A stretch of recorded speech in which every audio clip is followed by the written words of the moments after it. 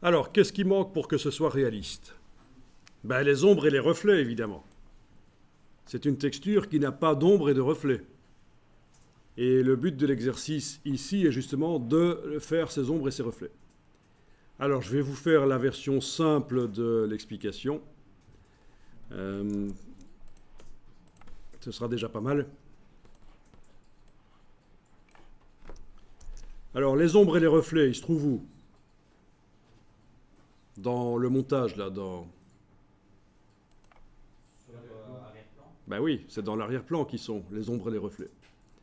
Alors voilà ce qu'on va faire. On va dupliquer le calque d'arrière-plan.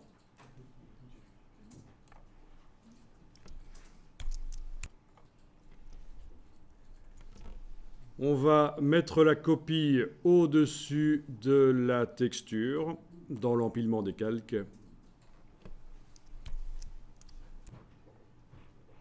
Et en fait, je n'ai besoin que des niveaux de gris de ce calque. Je n'ai pas besoin des couleurs. Donc je vais le transformer en gris. On va dans Images, Réglages, Désaturation, CTRL majuscule U si vous voulez.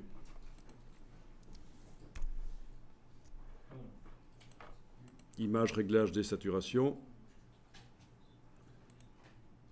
Vous mettez le curseur saturation à 0 si vous avez ouvert le réglage teinte saturation. En tout cas, voilà, image, réglage, désaturation, ça enlève les gris, ça enlève les couleurs, je veux dire, on n'a plus que du gris sur le calque.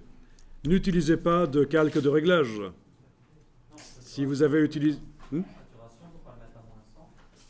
C'est ça, oui. Oui, quand je dis à 0... ça veut dire qu'il n'y a plus de couleur. Oui, c'est moins 100, ça correspond à moins 100 dans le réglage teinte saturation, en effet. Enfin, de toute façon, si vous faites image, réglage, désaturation, ça vous enlève les couleurs. C'est bon. Donc, n'utilisez pas de calque de réglage. Si vous avez un calque de réglage teinte saturation, c'est pas bon. Vous le jetez. Vous allez par le menu image, réglage. On modifie réellement les pixels ici.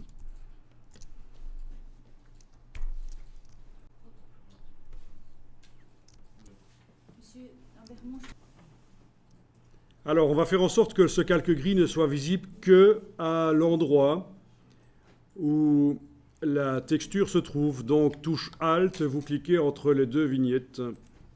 Et voilà, normalement, vous devriez avoir la texture qui est recouverte par les pixels gris du calque.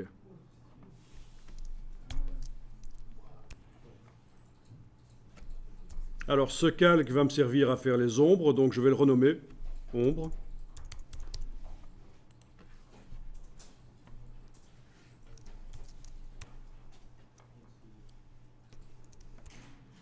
Alors, pour l'instant, les pixels gris sont recouvrants, ils recouvrent complètement la texture. On va modifier le mode de fusion du calque ombre.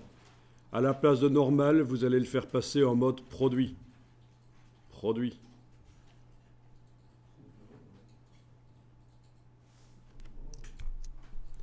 Et donc, on voit la texture modifiée par l'ombre.